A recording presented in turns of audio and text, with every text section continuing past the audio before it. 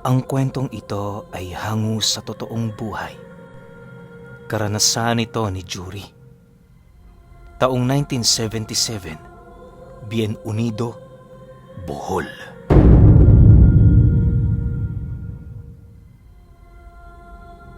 Itong mga panahong ito, kasalukuyang nangunguha ng mga alimango sa Bakawan itong si Jury. Halos hapon-hapon niya yung ginagawa, hindi alintana ang pagod sa pagawaan na kanyang pinapasukan. Para sa kanya, mas mainam na magdoble kayod kesa naman dumepende sa isang trabahong may kakarampot na kita. Sa kanilang lugar noon, sobrang dami ng bakawan. Yung tipong kapag pumasok ka sa sapa, mapagkakamalan mo na yung napakasukal na gubat. Sa lugar ding yon nagkalat ang napakaraming lamang dagat na maaari mong mapakinabangan. Kagaya ng malalaking talaba, tilapia at mga alimasag na halos gabisig na ang laki. Subalit kahit maraming tao ang nakakaalam tungkol sa kasaganaan ng bakawan, may mangilan-ngilang pa ring umiiwas. Hindi lahat sa kanilang lugar merong tapang upang pumasok doon. Ayon kay Jury, sa kasagsagan ng taong ito, merong kumakalat na isang usap-usapan ukol sa mga kubong nakatirik sa mga ugat ng bakawan. May mga tao doong naninirahan ngunit hindi umano yon pangkaraniwan. Ang labis pang nagbibigay kilabot sa mga kababaryo niya tuwing gabi lamang nasisilayan ang mga nasabing kubo.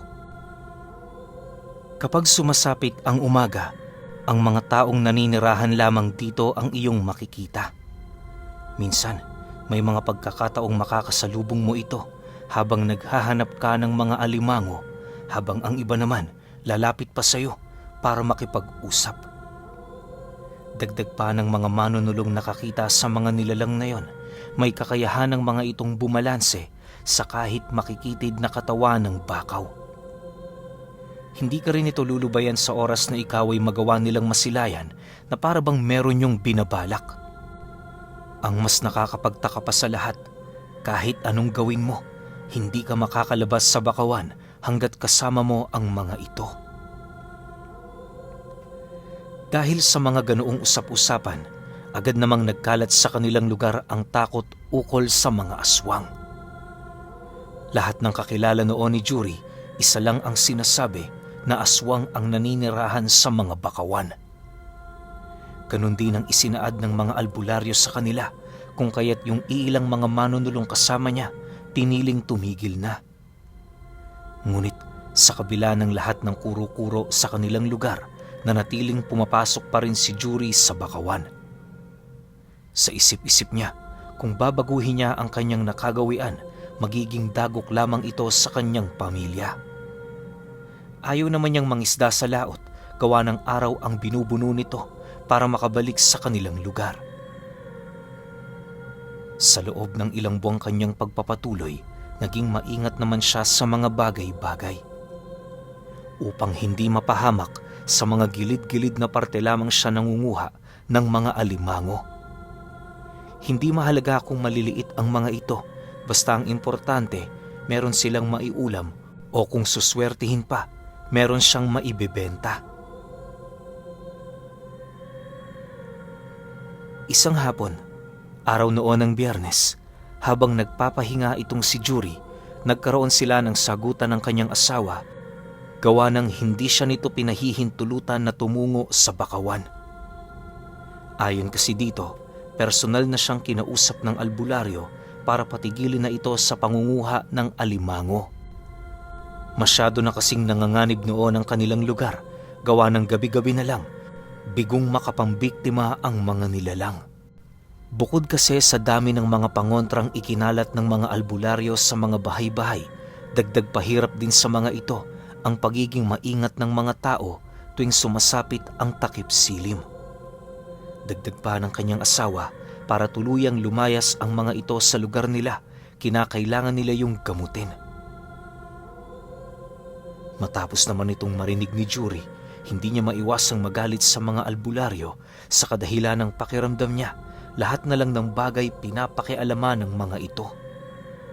Naniniwala siya, hindi siya magagalaw ng mga aswang, gawa ng kapag tumutungo siya sa bakawan, dala-dala niya ang mahahaba nilang talibong. Paghahambog niya pa noon sa kanyang asawa, subukan lang ng mga itong magpakita sa kanya, makikita nila ang mga hinahanap nila. Hindi pa man sila noon tapos sa kanilang pagtatalo, napilitan na siyang umalis. Sa pagbagtas niya ng daan, narinig niya ang kanyang asawang nagsabi sa kanya na tatawagin ito ang mga albularyong kakilala nila para sunduin siya. Ipinagkibit balikat naman niya ang kanyang narinig nang sa gayoy mas maituon niya ang kanyang wisyo sa pangunguha ng mga alimango. Makalipas lamang ang kalahating oras na paglalakad, nakarating na nga itong si Jury sa kanyang pupuntahan. Nagkataon noong mataas ang tubig kung kaya't hindi siya makakakuha sa gilid nito. Inaasahan din niyang orasyon ng pagsilabasan ng mga malalaking alimango, kaya namay ang ginawa niya, sumuot sa makikipot na daan sa bakawan para marating ang gilid ng parte nito. Bagaman masukal ang daan, hindi niya yun alintana, gawa ng sa isip-isip niya, makakarami siya ng huli sa araw na yon. Makalipas pa ang ilang minutong kanyang pagsusuot, narating niya ang parte kung saan bumungad sa kanya ang isang nakaipong tubig na pinaliligiran ng mga bakaw. Pagsilay niya sa unahang bahagi ng lugar, doon bumungad sa kanya ang mga alimangong gumagapang sa mga nakausling ugat. Halos di hamak na doble ang laki nito sa kanyang bisig, kung kaya't hindi na niya nagawa pang maisip ang nalalapit na paglubog ng araw. Habang abala siya sa kanyang ginagawa, unti-unti nang dumidilim ang paligid. Hindi naglaon nang mapansin na niyang wala na siyang gaanong nakikita sa lugar. Doon pa lamang siya nakaramdam ng takot at pagkabahala. Sa pagpapatuloy ng kanyang pagramdam, may hinang tunog na lamang ng alon ang kanyang naririnig. Maya-maya pa, nang akmang aalis na siya, bahagya naman siyang napatigil nang marinig niya ang pagpalaspas ng sanga ng mga bakaw. Alam niyang hindi pangkaraniwang bagay ang kanyang naranasan, lalo pat wala naman siyang naramdaman na hangin na umihip ng malakas. Dahil dito, dali-dali namang iniligpit ni Jury ang kanyang mga gamit upang magawa na niyang makauwi sa kanila. Bitbit niya noon ang isang sako ng mga nahuli niyang alimango habang tinatahak ang makikitid na daan ng bakawan. Nang makalampas na siya sa lugar na yon, bumungad sa kanya ang mas makikitid pang daan na siya namang hindi niya maiwasang ipagtaka. Inaasahan kasi niya noong dapat tabing ilog na ang bubungad sa kanya, subalit nagkamali siya.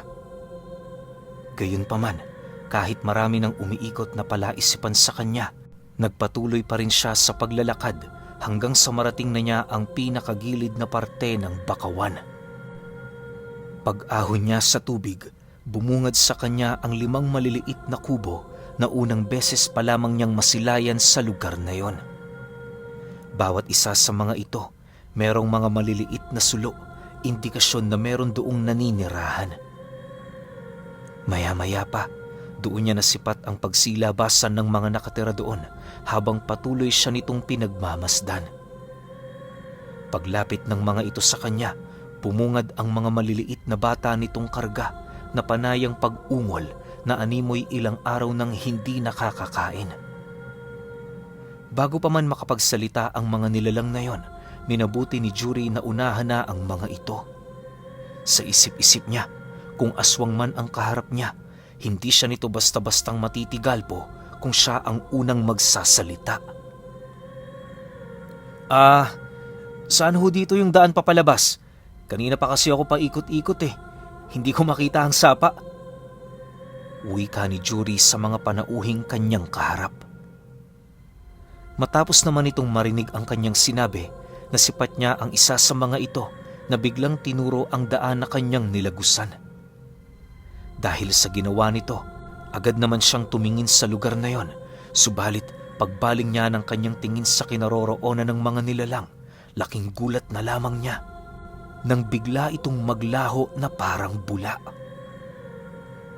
Dahil sa pangyayaring yon, agad naman niyang ibinagsak ang sakong pinaglagyan niya ng mga nahuli niyang alimango upang mas mapadali ang kanyang pagtakbo. Pagbalik niya sa bakawan, dali-dali naman siyang sumuot sa makikipot nitong daan habang patuloy na nakikiramdam. Lumipas pa ang ilang minutong paglalakad, mas tumindi ang kanyang takot na nararamdaman nang makarinig siya ng malalakas na sigaw at atungal sa buong paligid. Sinasabayan din yun ng pagpalaspas ng mga sanga ng bakaw na animoy merong isang dambuhalang nilalang na lumilipad sa itaas.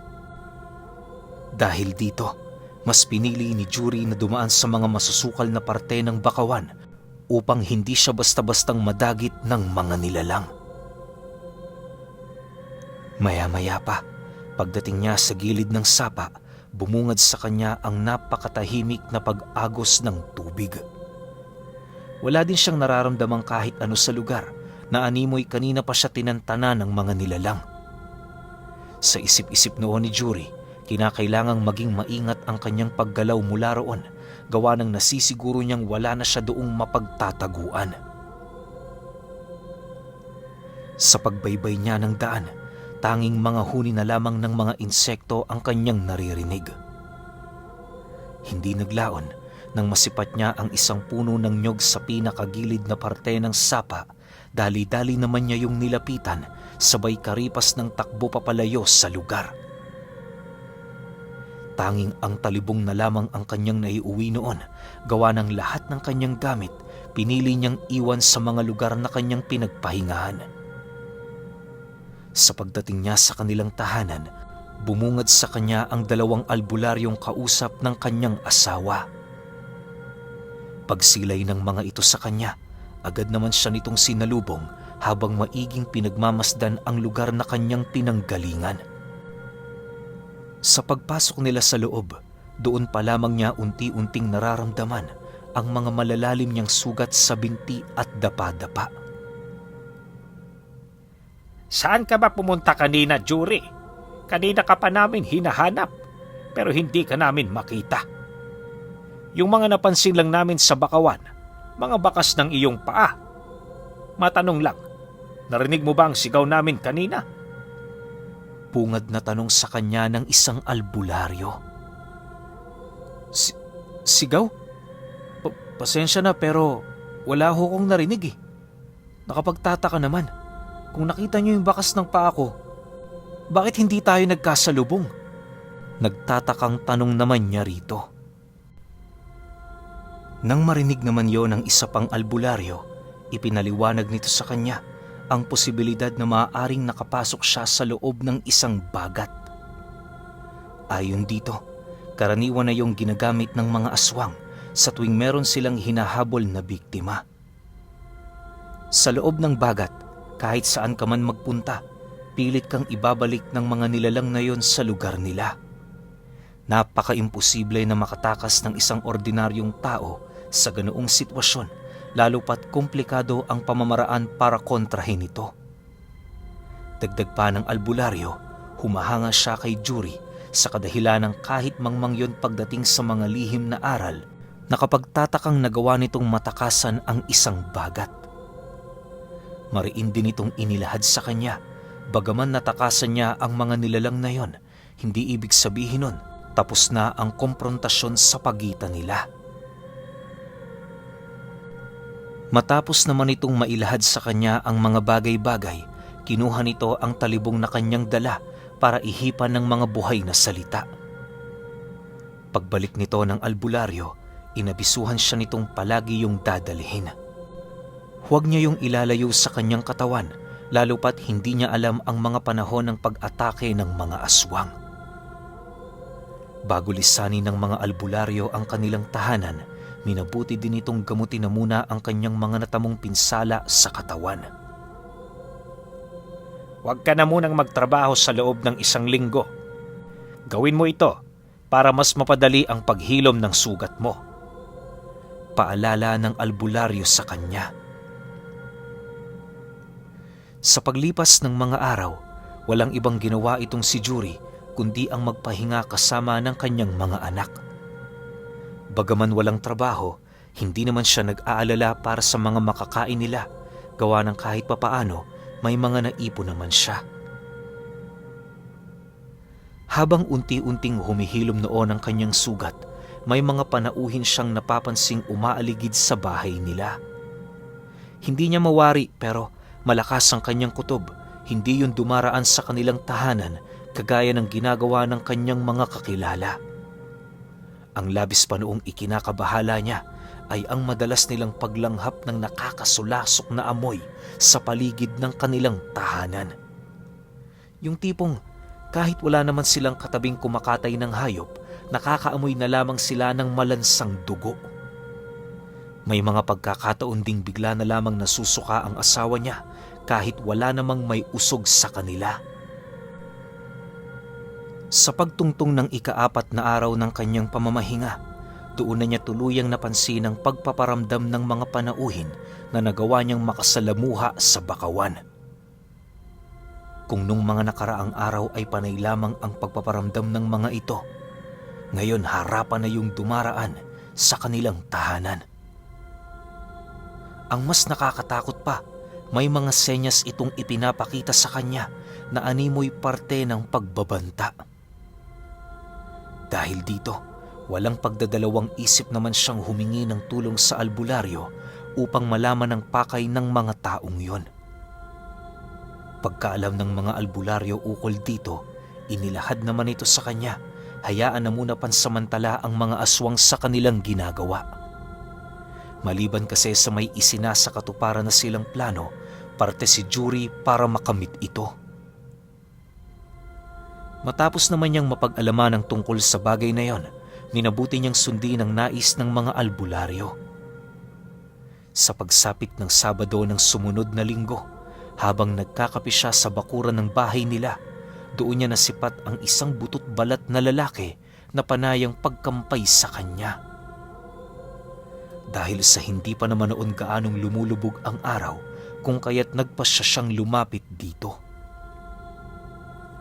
Pagharap nilang dalawa, ramdam na ramdam niya ang animoy nakakalulang presensya ng lalaking yon. Hindi niya rin matitigan ang mga mata nito, gawa ng sa oras na ginagawa niya ito, ramdam niyang bumabaliktad ang mundong kanyang kinatatayuan. Makalipas pa ang ilang minuto, mas lalo pa siyang kinabahan nang marinig niya ang napakalalim na boses ng lalaki. Habang nagsasalita ito, hindi mapigilan ni Juri ang panginginig ng kanyang buong katawan. Dumating na dinoon sa puntong namanhid na ang kanyang mga balikat na animoy wala na siyang lakas para bumunot pa ng talibong na naroon sa kanyang bewang. Natigil lamang ang paninindak nito sa kanya nang marinig nito ang pagmumura ng kanyang asawa habang mabilis na lumalapit sa kinaroroonan nila. Pag-alis ng nilalang na yon, agad naman siya nitong hinila pabalik sa kanilang tahanan. Maya-maya pa, nang manumbalik na ang lakas niya, doon pa lamang niya napagtanto na wala siyang nagawa sa harapan ng aswang. Sa pagsapit ng gabi, matapos ang kanilang hapunan, hindi pa man nakakapagpahinga itong si Juri, ramdam na niya ang pagbalot ng kakaibang presensya sa bahay nila. Sinundan yon ng mahihinang alulong ng aso di kalayuan sa kanilang tahanan, hudyat na merong panganib na darating. Dahil dito, pinili niyang huwag matulog nang sa gayoy mabantayan niya ang kanyang pamilya. Umupo siya sa tabi ng pintuan ng bahay nila upang mas madali niyang makita ang mga nilalang na bibisita. Sa paglalim pa ng gabi, habang umiidlip itong si Juri, muli niyang naramdaman ang pagpalaspas ng isang napakalakas na hangin sa itaas ng kanilang bahay. Nang mawala ito, nakarinig siya ng isang malakas na kalabog sa kanilang bubong na sinunda ng pag-uga ng pundasyon. Pagsilip niya sa isang maliit na siwang, doon bumungad sa kanya ang 3 aswang na nakatuwad sa harapan mismo ng kanilang bahay. Nanlilisik ang mga mata nito habang patuloy na umaangil at tumutulo ang napakalapot nilang laway. Dahil sa pangyayaring yon, agad namang nangibabaw sa kanyang katauhan ang labis na takot sa kadahilanang hindi na niya mawari kung ano ang kanyang gagawin. Iniisip niya noon kung hindi niya kukumprontahin ang mga ito, maaaring paulit-ulit nitong paramdaman ang kanilang tahanan hanggang sa magawa na nitong maapektuhan ang pag-iisip ng kanyang asawa at mga anak. Ayaw naman yung mangyari ni Jury, lalo pat para sa kanya, ang pamilya niya ang nagsisilbing buhay niya. Dala ng pinaghalong takot at pag-aalala, nagkaroon siya ng lakas ng loob para lumabas ng bahay nila. Bitbit niya noon ang talibong at ang latigo ng makabuhay na binabad sa suka ng halos 2 araw. Pagbukas niya ng pinto, bakas sa pagmumukha ng mga aswang ang hindi maipagkakailang gutom at pagkagalit sa kanyang kapangasan. Walang sabi-sabi, agad naman siya nitong sinugod at pinagtulungan. Dahil sa pagsunggab ng mga ito, kung kaya't hindi niya maiwasang mapasandig sa dingding ng kanilang bahay. Habang pilit niyang sinasalag ang pag-atake ng mga aswang, ramdam na ramdam naman niya ang pagkakaroon niya ng hiwa sa kanyang mga binti at braso. Ayon sa kanya, para lang siya noong hinihiwa ng kutsilyo dahil sa talim ng kuko ng mga ito. Ang labis pa niya noong ipinagtataka ay kung bakit kati ang nararamdaman niya imbis na hapdi sana dahil sa mga sugat na natamo niya. Makalipas pa ang ilang minuto, nang magkaroon na siya ng pagkakataong umatake, agad naman niyang hinataw ng kanyang talibong ang mga nilalang na siya namang walang kahirap-hirap nitong nahugot mula sa kanyang mga kamay. Nang mapagtanto niyang wala na siyang sandata, napilitan naman siyang sindaki ng mga aswang habang dahan-dahang umaatras patungo sa pintuan ng bahay nila. Subalit bago pa man niya maisakatuparan ng mga bagay na yon, walang pagdadalawang isip naman siyang kinaladkad ng mga ito patungo sa labas ng bakod ng bahay nila. Ang tanging nagawa noon ni Jury, ikimkim ang sakit na nararamdaman niya upang hindi magising ang mag-iina niya.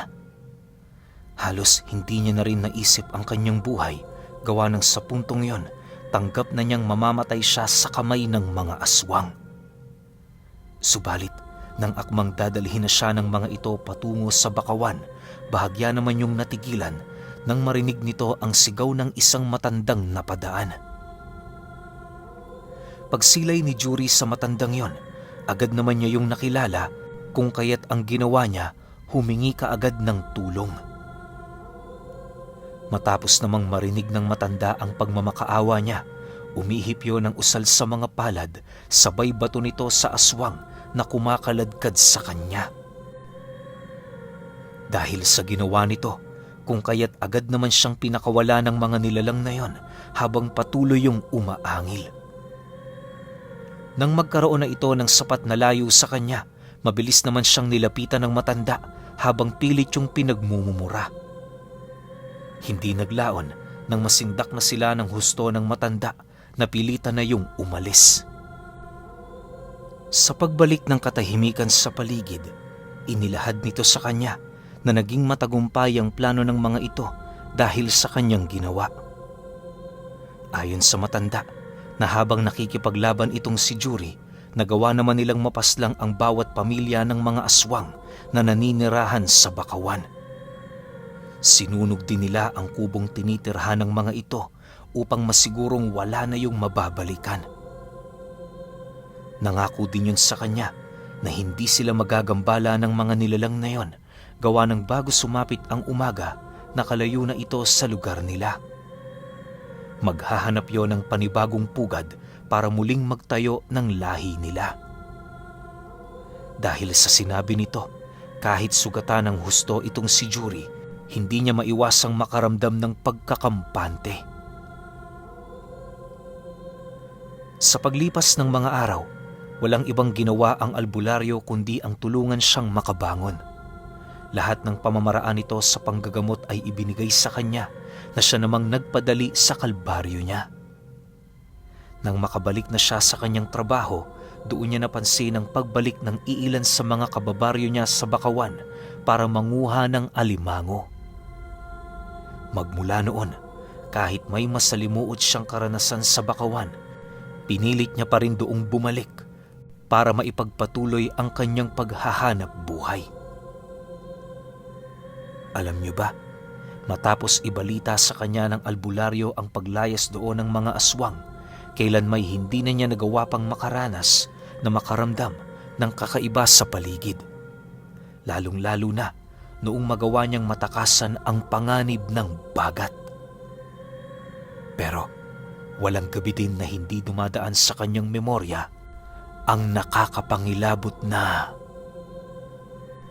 pamilya ng aswang sa Bakawan.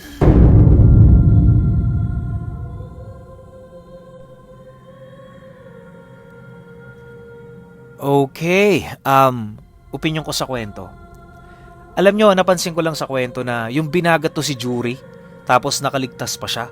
Sobrang galing nun. Kasi sabi din nga ng mga albularyo, wala namang alam si Jury pagdating sa mga lihim na karunungan eh. So ano kaya yun? Sinwerte lang si Jury dahil sa gabay niya o meron pang ibang dahilan? 'Di ba? Tsaka maganda rito yung ending. Kasi ubos yung mga aswang sa lugar nila eh. Bakit? Dahil din sa tulong ni Jury. Ang galing lang nung pagkakatagpi-tagpi ng eksena. Tsaka hindi ko inaasahan yun na gagawin yun ng mga albularyo o antingero. Kasi nga, binalaan na siya eh. Etong si Jury, medyo angas-angas. Kala niya siguro, kaya niya lahat. Ayun, muntik-muntik pa siyang mapatay ng pamilya ng aswang sa Bakawan. Pero yun nga lang, swerte talaga. Swerte rin naman to si Jury. Kasi nga, nakataka siya dun sa bagat. Tapos yun na yung naging hudyat ng mga albularyo para malipol nila yung pamilya ng mga aswang. Yun lang yung napansin ko sa kwento. Pero kayo, kung may opinyon kayo sa kwentong ito, comment nyo lang sa baba. Yun lang, hanggang sa susunod na kwento. Salamat.